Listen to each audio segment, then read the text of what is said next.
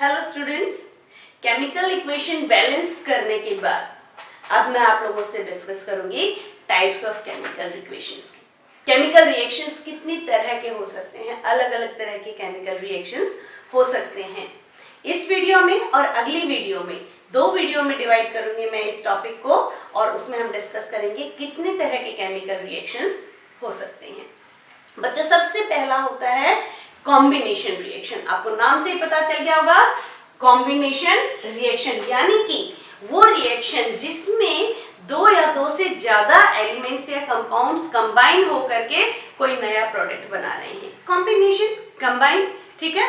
तो जैसे अगर हम बात करें, इसे फॉर एग्जांपल ले लेते हैं कार्बन प्लस ऑक्सीजन, क्या बनाएगा? CO2। क्या हुआ? यहाँ पे एक एलिमेंट कार्बन है, एक मॉलिक्यूल ऑक्सीजन है, और इन दोनों ने मिलकर क्या बनाया? Carbon dioxide. तो ये एग्जांपल हो गया कॉम्बिनेशन रिएक्शन का। इसी तरह से अगर हम एग्जांपल एक और ले लेते हैं, हाइड्रोजन प्लस ऑक्सीजन क्या बना रहा है? H2O। देखो पिछले टॉपिक में हमने इसको बैलेंस भी किया था, 2H2 प्लस 2H2O। यस, तो ये क्या हो रहा है? Combination reaction. हाइड्रोजन और ऑक्सीजन ने मिलकर बनाया वाटर। ये है कॉम्बिनेशन रिएक्शन। दूसरा रिएक्शन हम बात करते हैं डीकंपोजिशन रिएक्शन। फिर से नाम से पता चला, डीकंपोज होना यानी कि टूट जाना। कोई एक चीज, कोई एक कंपाउंड अगर टूट करके अलग अलग कंपाउंड्स या एलिमेंट्स में वो प्रोडक्ट बना देता है तो उसे हम कहेंगे डीकंपोजिशन रिएक्शन। अब डीकंपोजिशन रिएक्शन किस वजह से हो सकता है?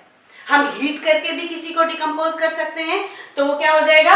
Thermal decomposition reaction. थर्मल का मतलब होता है बेटा हीट, हीट से थर्मल आया है। तो वो डीकंपोजिशन रिएक्शन जिसमें हम हीट प्रोवाइड करते हैं। से फॉर एग्जांपल कैल्शियम कार्बोनेट ले लिया हमने, CaCO3 को अगर हम हीट कर देंगे, हीट, डेल्टा का साइन मतलब हीट, तो ये क्या बना देगा? Calcium oxide plus CO2। एक कंपाउंड था, टूट के कैल्शियम ऑक्साइड में और कार्बन डाइऑक्साइड में ये कन्वर्ट हो गया। तो ये क्या हुआ? थर्मल डीकंपोजिशन का एग्जांपल। अगर हम डीकंपोजिशन करते हैं इलेक्ट्रिसिटी की मदद से तो उसे कहेंगे इलेक्ट्रोलिटिक डीकंपोजिशन रिएक्शन, यानी कि इलेक्ट्रिक करंट पास करते हैं। बच्चों, ये आप लोग अपने घर में सब लोग करते हैं। गीजर चलाते हैं, यस, गीजर चलाने में हम इलेक्ट्रोलिटिक डीकंपोजिशन रिएक्शन कर रहे होते हैं, और इस रिएक्शन में हीट लिबरेट होती है, और वो जो हीट लिबरेट होती है वही आपके पानी को गर्म करती है, जो सर्दियों में आप इस्तेमाल करते हैं। कैसे देखते हैं इलेक्ट्रोलिटिक डीकंपोजिशन रिएक्शन के एग्जांपल। वाटर को अगर हमने इलेक्ट्रिक करंट पास किया तो ये किसमें टूट जाएगा? हाइड्रोजन प्लस ऑक्सीजन में टूट जाएगा।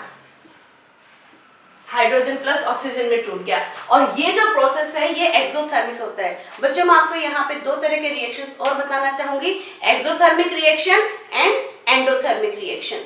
एक्सो का मतलब आउट, थर्मिक मतलब थर्म। वो रिएक्शन जिसमें हीट आउट होती है, जैसे इसकी बात है, ये रिएक्शन जब वाटर टूट रहा था हाइड्रोजन और ऑक्सीजन में तो इसमें हीट लिबरेट हो रही थी, और वही लिबरेटेड हीट ने आपके पानी को गर्म किया था।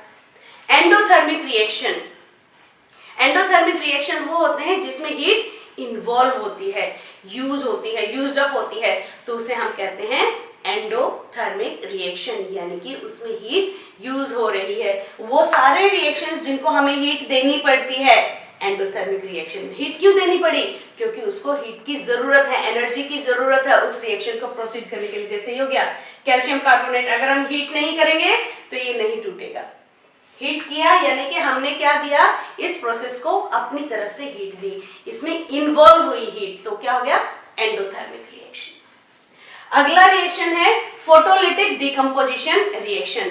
ये वो रिएक्शंस जिसमें हम सनलाइट की मदद से तोड़ते हैं, ठीक है। से फॉर एग्जांपल हम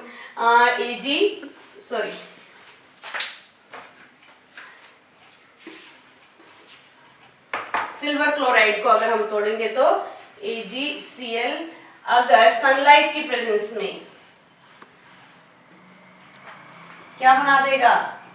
सिल्वर प्लस क्लोरीन, ठीक है,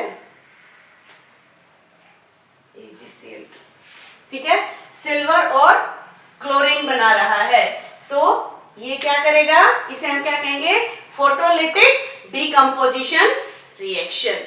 अब बच्चों ये जो रिएक्शंस थे, इन रिएक्शंस के अलावा और भी रिएक्शंस होते हैं, जैसे displacement reaction, double displacement reaction and redox reaction. In reactions को हम अपने अगली वीडियोस में स्टडी करेंगे। तब तक के लिए stay tuned, keep watching the videos and good bye.